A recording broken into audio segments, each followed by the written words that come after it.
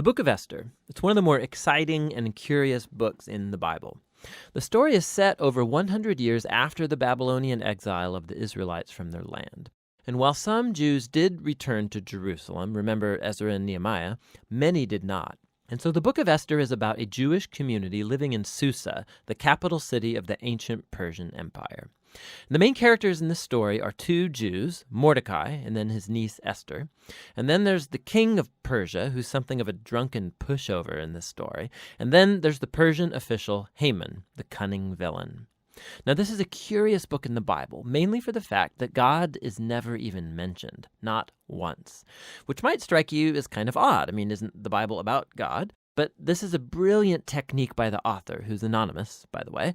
It's an invitation to read this story looking for God's activity, and there are signs of it everywhere. The story is full of very odd, quote, coincidences and ironic reversals, and it all forces you to see God's purpose at work, but behind the scenes. Let's just dive into the story. The book opens with the king of Persia throwing two elaborate banquet feasts that last a total of 187 days, and it's all for the grandiose purpose of displaying his greatness and splendor. On the last day of the banquet feast, he's really drunk, and he demands that his wife, Queen Vashti, appear at the party to show off her beauty. She refuses, and so in a drunken rage, the king deposes Vashti and makes the silly decree that all Persian men should now be the masters of their own homes. Then he holds a beauty pageant because he wants to find a new queen. This is like a really bad soap opera. But it's right here that we're introduced to Esther and Mordecai. Esther hides her Jewish identity and enters the beauty pageant and wins.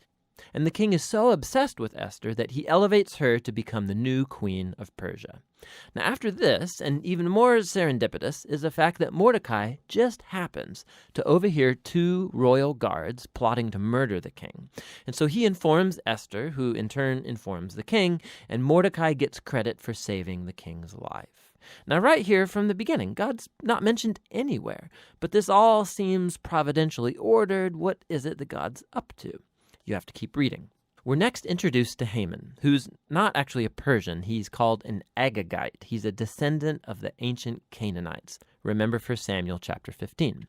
The king elevates Haman to the highest position in the kingdom, and he demands that everybody kneel before Haman. Well, when Mordecai sees Haman, he refuses to kneel, which of course fills Haman with rage. And when he finds out that Mordecai's Jewish, Haman successfully persuades the king to enact this crazy decree to destroy all of the Jewish people. And to decide the date of the Jews' annihilation, Haman rolls the dice. A die is called pur in Hebrew. Tuck that away for later. 11 months later, on the 13th of Adar, all the Jews will die. Haman and the king then have a drinking banquet to celebrate their really horrible decision. So the focus now turns to Mordecai and Esther, who are the only hope for the Jewish people. They make a plan that Esther's going to reveal her Jewish identity to the king and ask him to reverse the decree. But approaching the king without a royal request is, according to Persian law, an act worthy of death. So in a key statement, Mordecai, he's confident that even if Esther remains silent, that deliverance for the Jews will arrive from another place. And then Mordecai wonders aloud. He says, who knows? Maybe you've become queen for this very moment. Esther responds with bravery, and she purposes to go to the king with her amazing words, if I perish, I perish. Now, in what unfolds, we watch the ironic reversal of all of Haman's evil plans.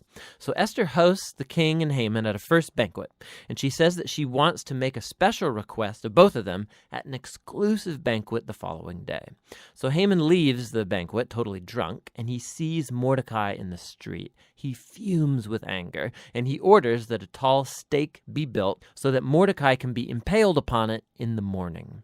It seems like things can't get any worse for the Jews and for Mordecai. But all of a sudden, the story pivots. It just so happens that night the king, he can't sleep. And he has the royal chronicles read to him for good bedtime reading. And he just happens to hear about how Mordecai had saved the king's life. He had totally forgotten. So in the morning, Haman enters to request Mordecai's execution. And the king in that moment orders Haman to honor Mordecai publicly for saving his life. So now Haman has to lead Mordecai around the city on a royal horse, telling everyone to praise him. Now this moment in the story, it's a pivot for the whole book. It begins Haman's downfall and Mordecai's rise to power. Watch how this works. The day after is Esther's second banquet. So the king and Haman arrive, and Esther informs the king that first of all, she's Jewish, and second, that Haman has enacted a decree to murder her and to murder Mordecai, who saved his life, and to murder all of the Jews. Now the king's had a lot to drink, so when he hears this news, he goes into yet one more drunken rage, and he orders that Haman be impaled on the very stake he made for Mordecai. It's ironic and a grisly way for Haman to go. Haman's execution, however, doesn't solve the problem of the decree to kill all of the Jews. So the focus now turns to Esther and Mordecai as they make a plan to reverse the decree. They discover that the king can't revoke a decree that he's already made.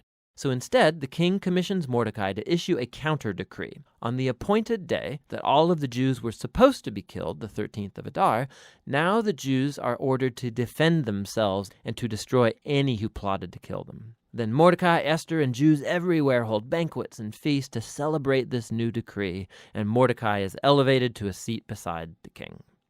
Eventually, the decreed day comes, and the Jews triumph over their enemies. First, they destroy Haman's family, and then any other Persian officials who had joined in Haman's plot. And then on a second day, they get permission to destroy any who plotted against them throughout the entire kingdom. This results in joy and celebration as the Jews are rescued from annihilation. The story then tells about how Esther and Mordecai established by decree this annual 2-day feast of Purim to commemorate their deliverance from destruction. And the name of the feast comes from Haman's dice. Remember, Purim.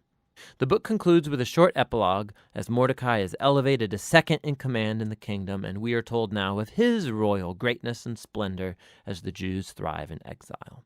Now, step back. Notice how this whole story has been designed. The story was full of moments of ironic reversal, but we can now see the whole story is structured as an ironic reversal, right down to the details. So the king's splendor and feasts and decrees are mirrored by Mordecai's splendor and feasts and decrees at the end. Esther and Mordecai, they first saved the king, but now in the end they save all of the Jews. Then you have Haman's elevation and edicts and banquet that gets reversed by Mordecai's elevation and edict and banquet. And then at the center you have Esther and Mordecai's planning scenes, and then Esther's 2 banquets that act as a frame around the greatest moment of reversal in the whole story: Haman's humiliation and Mordecai's exaltation. Beautiful. Another fascinating feature of this book is the moral ambiguity of the characters. There's a lot of drinking and anger and sex and murder, of which Mordecai and Esther are a part. Not to mention their violation of many commands in the Torah, like marrying Gentiles or eating impure foods. And so the story's not putting Mordecai and Esther forward as moral examples, as if it endorses all of their behavior. But they are put forward as models of trust and hope when things get really bad. And so the book of Esther comes back to that question with which we began: why God is not mentioned. The message of this book seems to be that when God seems absent, when his people are in exile, when they're unfaithful to the Torah, does this mean that God is done with Israel? Has God abandoned his promises? And the book of Esther says no. It invites us to see that God can and does work in the real mess and moral ambiguity of human history, and he uses the faithfulness of even morally compromised people to accomplish his purposes. And so the book of Esther asks us to be willing to trust God's providence even when we can't see it working, and to hope that no matter how bad things get, God is committed to redeeming his world. And that's what the book of Esther is all about.